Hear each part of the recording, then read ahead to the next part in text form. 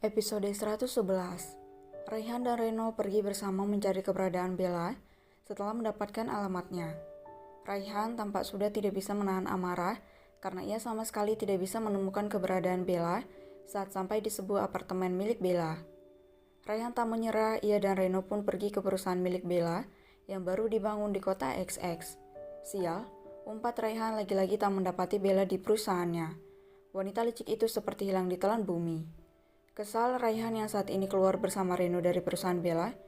Aku tidak peduli bagaimanapun caranya, kamu suruh anak buah kita untuk mencari keberadaan Bella.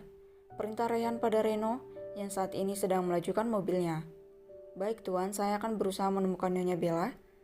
Reno sejenak terdiam masih fokus mengemudikan mobil, kemudian terlintas sesuatu dalam pikirannya. Tuan, bukankah lusa ada jadwal meeting dengan perusahaan Nyonya Bella dan kemungkinan dia akan datang karena kehadirannya sangat penting untuk kerjasama dengan anak cabang perusahaan kita? Ucap Reno pada Raihan yang berada di sampingnya. Semoga saja benar, wanita licik itu akan muncul. Raihan benar-benar tidak peduli lagi meski harus bersikap kasar jika itu terhadap wanita licik seperti Bella, maka akan ia lakukan. Hari sudah berubah petang dan menunjukkan pukul 7 malam. Ketika Raihan masih menyibukkan diri di perusahaan dengan Reno yang masih selalu setia menemaninya. Ren, aku pulang dulu, ucap Raihan beranjak dari duduknya. Raihan benar-benar tidak bisa berkonsentrasi, pikirannya dipenuhi dengan istri tercintanya. Ia begitu sangat merindukan Eliza. Nona, kalau ingin sesuatu bilang saja pada Bibi, ucap seorang ART bernama Biina, wanita parubaya yang bekerja di rumah Reja. Terima kasih, Bi. Eliza ingin minum air putih, tutur Eliza baru turun dari kamarnya menuju ruang tamu. Eliza tampak segar sehabis mandi, kakak belum pulang, Bi? Tanya Eliza duduk di sofa setelah menyalakan TV. Belum non, mungkin Tuan Reja lagi lembur. Jawab Biina bergegas ke dapur dan mengambilkan air putih untuk Eliza. Bibi tidur saja biar Eliza nungguin kakak di sini. Ucap Eliza mengambil air dari Biina, kemudian menelan obat dari dokter diikuti dengan air putih itu. Baik non, ucap Biina kemudian berlalu. Mata Eliza terlihat sangat sembab, karena seharian ia masih terus menangis. Ia tidak tahu harus bagaimana ke depannya. Kamulah semangat mama sayang. Eliza meletakkan tangannya di atas perut. Yang sehat, mama mencintaimu. Tangan Eliza mengelus pelan perut yang masih terlihat datar itu dan merebahkan tubuhnya di sofa panjang depan TV. Air matanya kembali lolos ketika bayangan Raihan kembali bersarang di pikirannya. Aku harus kuat. Gumam Eliza menahan sedikit rasa sakit yang muncul di kepalanya. Perlahan Eliza mulai merasakan kantuk yang begitu berat karena efek obat yang ia minum. Eliza tertidur di sofa dengan TV yang masih menyala ketika seseorang masuk dari pintu rumah Reza. Perlahan orang itu mendekati Eliza berada. Seutas senyum muncul di bibirnya. Manis sekali. Gumam Raihan menatap Eliza yang sudah tertidur pula seperti bidadari. Raihan sepulang dari perusahaan langsung melajukan mobilnya menuju rumah Reza karena ia begitu sangat merindukan istrinya. Raihan semakin mendekati istrinya itu. Ia pun duduk bertumpu pada kedua lututnya mensejajarkan wajahnya di depan wajah Eliza. Istriku semakin hari semakin cantik. Raihan dapat mencium aroma tubuh istrinya itu yang sangat ia kenali, karena seperti biasa Eliza lebih senang memakai bedak bayi dan parfum manis anak-anak dibanding aroma parfum menyekat yang biasa digunakan wanita-wanita dewasa kebanyakan. Cukup lama Raihan memandang istrinya itu. Ia melihat mata sembab Eliza membuat hatinya merasa sakit mengingat kesedihan yang dirasakan istrinya akibat salah paham darinya. Maafkan aku sayang.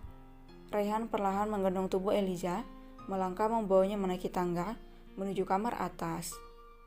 Raihan merebahkan tubuh Eliza bersamaan dengan tubuhnya yang ikut berbaring di samping istrinya, dengan satu tangan menopang di kepalanya. Ia sangat merindukan istrinya. Cup. Raihan mencium kening Eliza kemudian ikut merebahkan kepalanya di bantal yang sama dengan Eliza. Tangan Raihan melingkar memeluk tubuh Eliza.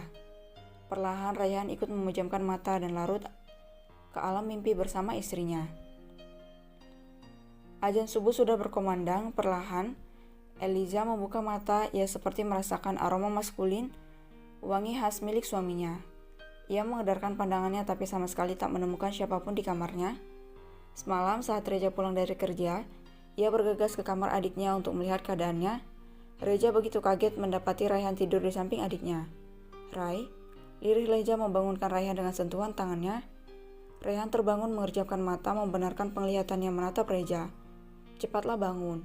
Lirih Reja kembali pada adik iparnya itu. Reja tidak ingin adiknya terbangun dan mendapati Rayhan di sampingnya karena untuk sementara ia tidak mau adiknya kembali bersedih yang berdampak pada janin dalam kandungannya. Rayhan mulai bangun. Sebelum beranjak dari tempat tidur, sekilas ia menoleh pada istrinya kemudian mencium keningnya. Rai, sebelum kamu punya bukti kalau dirimu tidak bersalah, aku harap kamu tidak mendekati adikku dulu. Ucap Reja yang sebenarnya tidak tega melihat sahabatnya itu, yang terlihat kusut dan juga sama-sama sedih seperti adiknya. Kamu boleh meminta apapun padaku, Ja, tapi jangan yang satu itu. Aku tidak sanggup jika harus berjauhan dengan istriku. Kau tidak tahu betapa aku tidak sanggup tanpanya. Rayhan menarik napas menahan sesak yang menghimpi jantungnya. Kenapa semuanya harus menjadi seperti ini? Sesalnya dalam hati.